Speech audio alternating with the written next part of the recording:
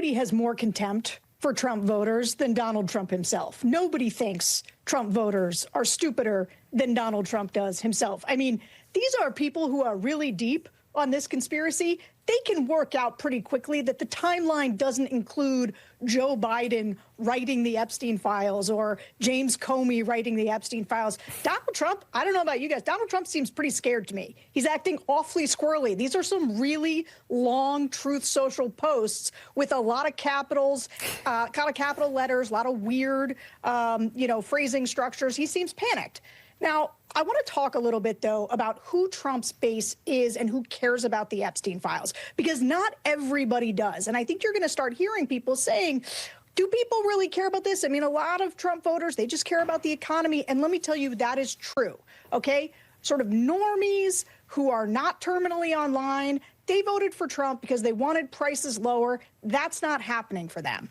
But the base that we're talking about here, these are people who either are part of the manosphere. So let's say people who came to Trump a little bit later, they are red-pilled, they tend to be more libertarian, anti-woke, free speech warriors. These are people who believe that the establishment covers things up and that Trump was going to be a guy who was going to tear down the establishment and show them the things that everybody has been hiding.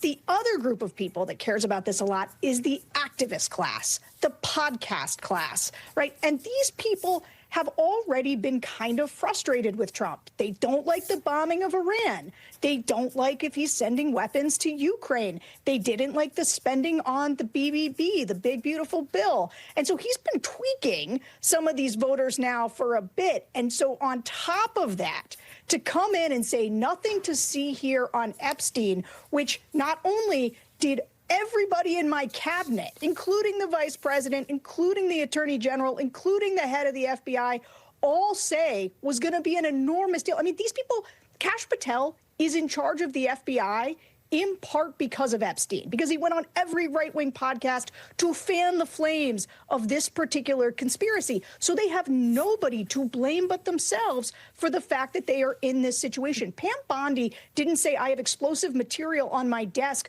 when she was out of office, when Biden was running. She was the acting attorney general. Everybody has a right now to demand answers on this, not because of the Democrats or anybody else, but because of what Trump's own members of their cabinet said while they were in office. And so their voters want answers, and you can't blame them.